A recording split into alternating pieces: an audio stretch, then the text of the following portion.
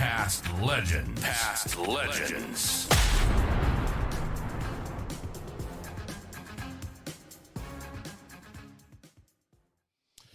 And tonight we welcome Crow's long-standing, very well-respected administrator, and we'll go through his whole career in box and dice. Welcome aboard, Phil Harper. Welcome, Harps. Thank you very much. Thanks. Good to be on and talking to you guys. All right, Harps, we'll go right back to the beginning. And I did listen to another previous interview, and it's a bit of a fascinating story how you first started playing footy for Eastlake in Canberra, mate. It is. I'm an only child, and my parents both came from England. And they moved out to Australia and moved to Canberra, and my dad ran the Research School of Chemistry at the Australian National University for 30 or 40 years. So the odds of me playing Aussie rules were pretty long because I had pommy parents and I was living in Canberra, and there wasn't much chance of me playing Aussie rules. My dad was into his soccer, and he actually played county cricket for Kent as well. Okay. So he was a bit of a cricketer, my dad. Anyway, so that all happened, but what happened also was they said, because I was an only child, they said, look, if anything ever happens to us, these people up the road who were also pommies, their names were Olive and Arthur Chapman. If anything ever happens, you go to the Chapman's house and they'll look after you. So they became my godparents, and the Chapmans had a couple of daughters who, when I was about 5 years old, they were about 19 or 20. One of them started to go out with the local policeman, so he used to come around in his police car, and I thought he was the ant's pants. Yep. I used to follow him around like a bad smell, but I also found out that he happened to be the ruckman for the Eastlake Footy Club. And so I said to my dad, I want to go and watch Bernie. His name was Bernie Smith, not the Bernie Smith, famous name, yeah. The Brownlow medalist. Brownlow medalist. He was a small back pocket, but this Bernie Smith was a ruckman, although he was probably only 6'2", but that was the size of the rucks in those days. Yep. And so we went and watched Bernie play, and I still remember the game. They played Marnica. They won by a point, and everyone was up and about. And then on the way home, I said to my dad, I want to play football. I want to wear the same jumper that Bernie wears. And so the next day he went down to the Eastlake Footy Club and he said, look, I've got a son. He wants to play footy with Eastlake. And they said, okay, how old is he? And he said, 4. They said, all right, okay. Well, we'll put him in the under-7s, and pretty well ever since that day, I've been involved in footy ever since. So I'm now 62, so 58 years later, I'm still involved in footy. And fair effort, that. Yeah. And I thank Bernie Smith for that. So watching, obviously, him play, being obviously foreign to the game, what were your first initial thoughts on Aussie rules as a game? Well, no, I really liked it. I mean, the excitement that the people got watching, and I think they won by a point or something like that, so that made it well. Yep, but yep. I thought it was a pretty brutal game, but I was just in awe of Bernie Smith and thought he was the greatest thing in the whole world. Yep. So I just wanted to be like him, and I wanted to play like him, and I wanted to wear the same jumper as him, and I wanted to wear the same number as him. So, that was it. I just wanted to, if he could do it, I could do it, and then maybe one day I could be a policeman as well, which probably never ever happened. I might have got in trouble with some policemen, but never became one. And so how long then were you at Eastlake for then, mate? Well, I played for Eastlake from then when I was 4 years old all the way through to senior footy.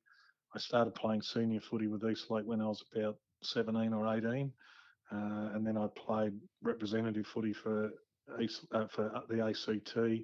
And when I was 23, I moved to Queensland.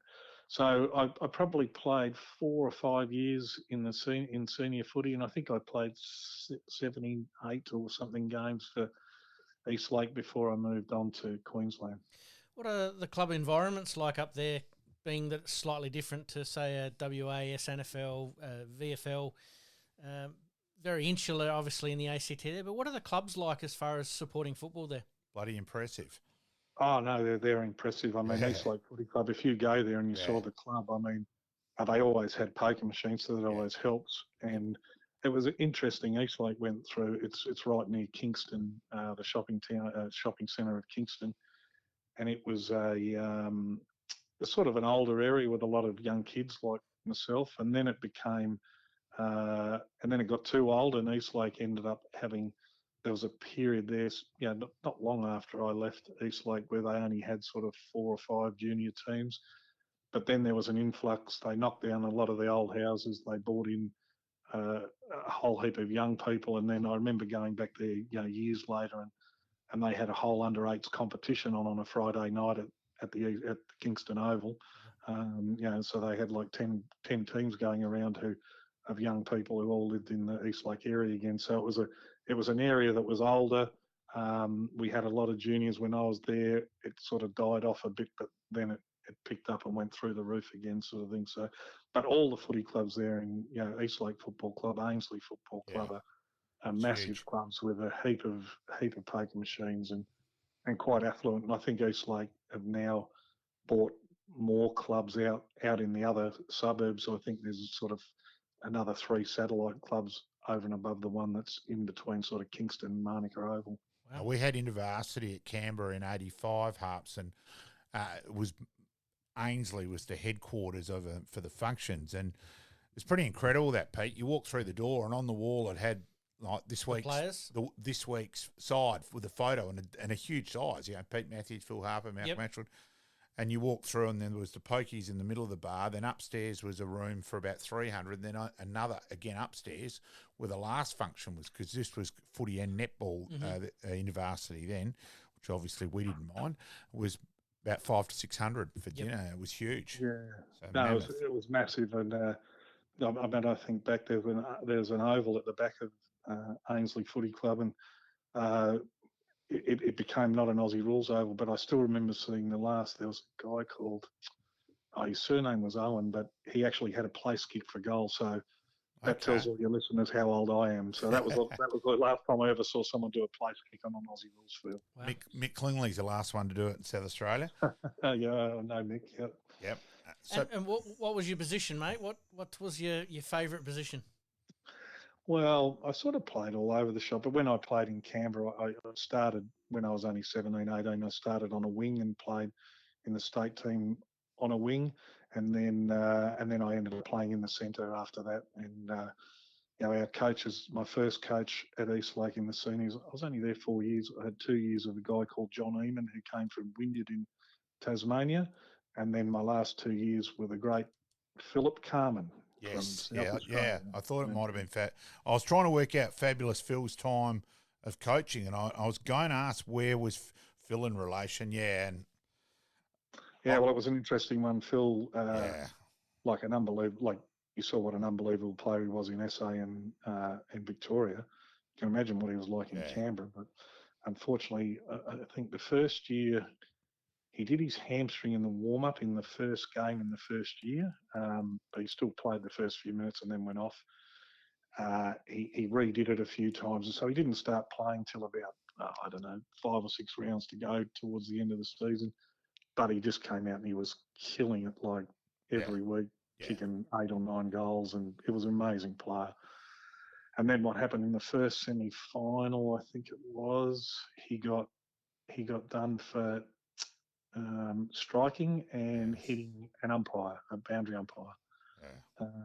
So anyway, he got found guilty. The next week he appealed it. He missed, and so he was able to play in the prelim final. He kicked 9 against Queanbeyan, and we made the grand final.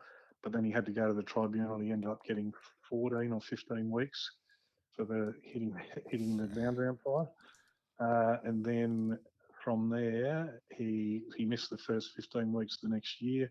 He came out, started playing, started killing them again, and then in the prelim final that year, he got done for. There was a player who'd played for us who was playing for Queanbeyan. He got done for kneeing him in the guts, manhandling a boundary umpire, and then he ended up he got off the manhandling the boundary umpire because the young boundary umpire guy was deaf and he had to stop him to find out what he was saying to him. Yep. That was his story.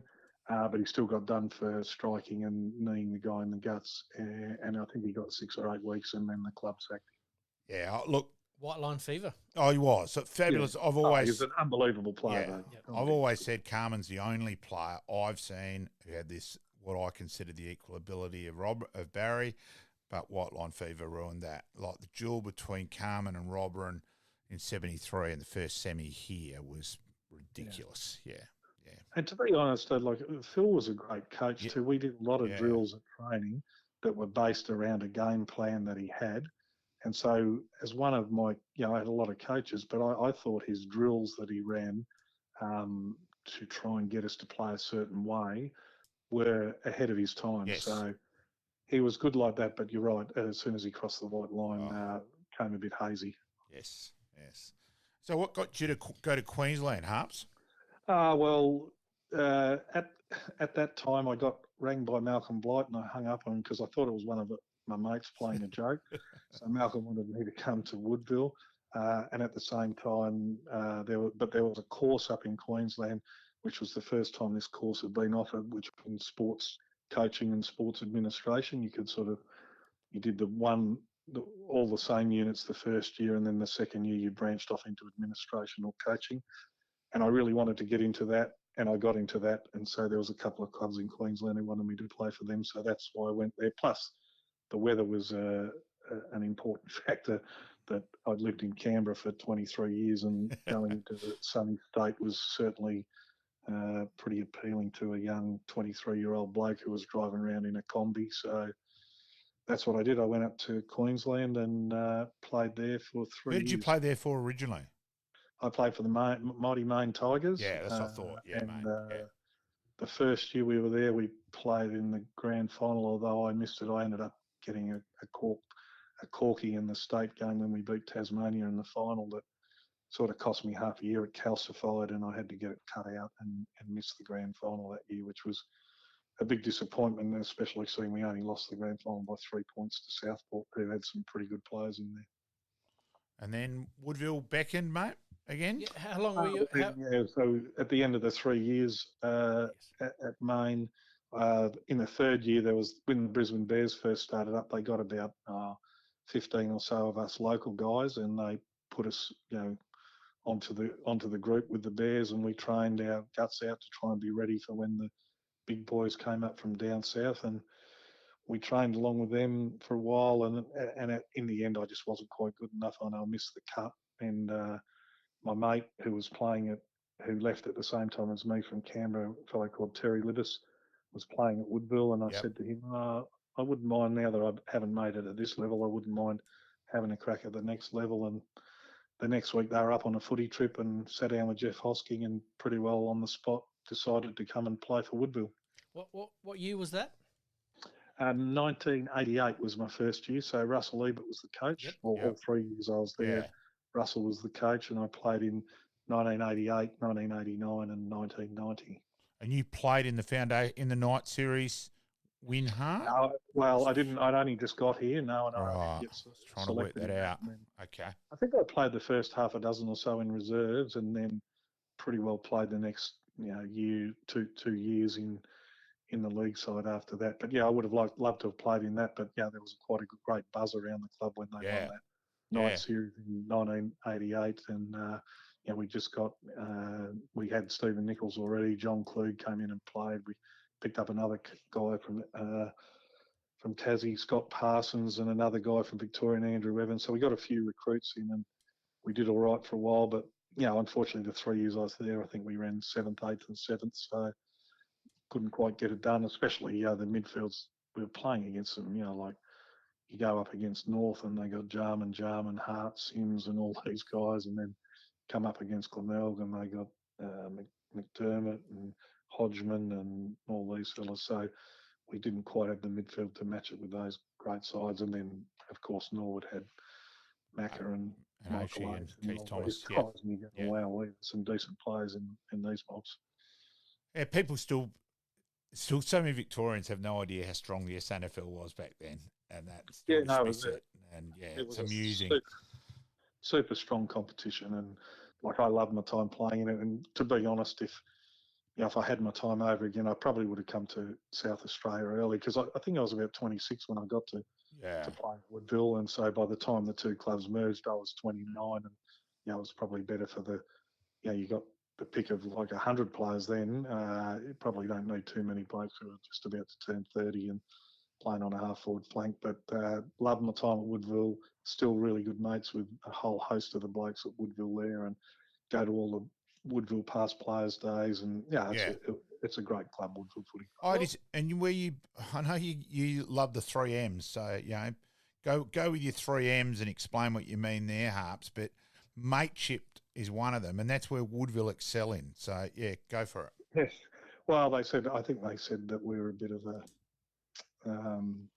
social club, loosely based more around social football. Club than a footy club, and perhaps that's right, because we were very good at that. So we're probably probably premiers in that department, and couldn't quite get it done when the whips were cracking. But in fairness, those other sides were better than us. They had better midfields. We always had good forwards though at Woodville. I mean, all the years, I think 2 of the 3 years I was there, Stephen Nichols kicked 100 in 1 year, and then the last year I was there, Alan Jakovic kicked 100. So, we were able to still kick a lot of goals, but unfortunately we leaked too many down the other end as well. And then from there it becomes the administration era starts, mate. Yeah, well, that sort of started. I did that course in Queensland, Yeah. and then I worked in junior development up in Queensland, and I had a whole big area trying to sell Aussie rules in Queensland wasn't it's not really, it's trying to like sell ice in the Eskimo territory sort of thing. I remember going out to schools out at Ipswich, and in the end, I'd persist with them, but in the end, a couple of the principals said, "Look, mate, you need to get out of here, because there's no way Aussie rules is ever going to get a start in this school while I'm alive," sort of thing. So I thought that was pretty narrow-minded, to be honest, and I kept persisting. But we got into a lot of schools, and we actually started up because the very best athletes in Queensland played rugby union, in the big schools, like you see the Intercol here that I've watched, between St Peters and PAC. Yep. The same thing if you had Brisbane Boys College and Nudgee College playing in a rugby match, the whole school's out there, plus all the alumni, and it was a great thing. So it was hard to get in. I did that. Then when I came to Woodville, I worked at the club as well in the junior development area, and helped run our junior squads and 17s and 19s and all that sort of stuff for those 3 years, which I loved. And then when I went back to Queensland again, and became the state director of coaching and running as well as being coaching at Maine and playing coach there. But I ran the Teal Cup squads and the under 16 schoolboys, the under 15s. And then I was in the midst of doing that, and I was on the way to hospital to have my daughter, who's just been on maths. Yes. Which is another story. But anyway. Yep, we'll cover that a bit later. Yeah, we'll talk about that. It's the only time I've watched maths, because maths, Harps, Well, I won't go into that, but I'd never watched it before. I watched every episode last year, and I'll probably never watch it again. Yeah, I thought you might answer that way. Anyway, so we were on the way to hospital when Caroline was having Eden, and the phone rang, and it was Woodville looking for a CEO. So, cut a long story short, I ended up back at Woodville as the CEO, and my wife said, "Look, we'll go back there for 5 years, but that'll be it." That was 1995, so the 5 years has now turned into 29. No, you're only a few out, Harps. Yeah, not a problem. What was the feeling like as a player just before the merger? With the Woodville being quite close knit, a bit more social. It's never nice when clubs have to merge, but this had to happen for the sake of both clubs' survival. But what was the feeling amongst the players at the time? Well, it is interesting you asked that. I mean, I think the people who orchestrated the merger, which was, I think, Rex Sellers to a certain extent and Bill Sanders, they got the right people on side, because I didn't really listen much to the West Torrens side because I didn't know them very well. But the Woodville side, they had Ralph Sewer on board, and who am I? I'd been there for 3 years, and Ralph had been there for whatever, Yeah. as well as a stint at the Bays. Yeah.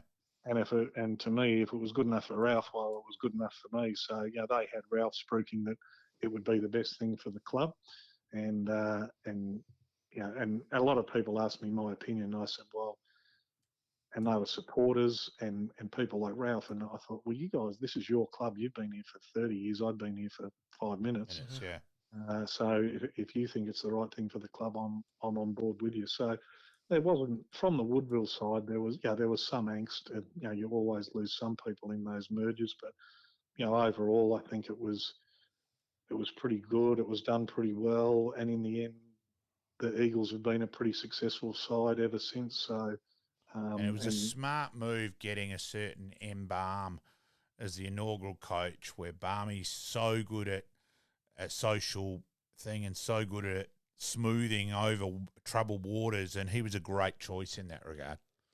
Yeah, I think he was. I've had a bit to do with Barmy since. I still remember I knew I was leaving, and I told the club I was leaving, but I remember going to Barmy and saying, look, I'm not going till January. Can I train with the boys? He goes, yeah, coming up. And so I remember doing quite a few training sessions with him pre-Christmas. And he was popular already, and he'd only been there a month. Yeah. So no, that was a smart choice, a successful coach, a good players man, and they did well right from the start. And then I suppose that the ones who were on the edge tipped in and got on board. The ones who were never going to be on board still didn't, and the ones who were quite for the merger did. So I think it's probably as good a merger as you can get, because you're going to. I think that's the best way to put it. Yeah. And then obviously you stepping back in an administrative role. How is it coming back to that environment? Yeah, well, I mean, I was the CEO at the Eagles, the new Eagles, for a while, and I enjoyed that. I was there for 3 years, and Bruce Winter was the coach then. Yep. And but an SANFL club, it's hard work. I did everything from check the poker machines to make sure the beer lines were running, to make sure someone was on the scoreboard, someone had manned the canteen, someone was down at the car park taking the money to get in to the car park. So it was a bit of everything. You had to recruit people, you had to be the player welfare, you had to be the finance man, the sponsorship guy. But I loved it. But it was hard work. It was long hours and hard work when you've got a young family. And then the role came up at the Adelaide Footy Club as player welfare, player development. They hadn't had that sort of a role before, full-time looking after the players off the field. So I applied for that and was lucky enough to get it. I had to take a pay cut to do it, but I thought it's probably a better job for me with a young family at that stage. So that's what I did. And again, I thought I might be there a couple of years, and I've just ticked over 27. So that's a fair while. Liking this podcast? Please like, rate, and subscribe.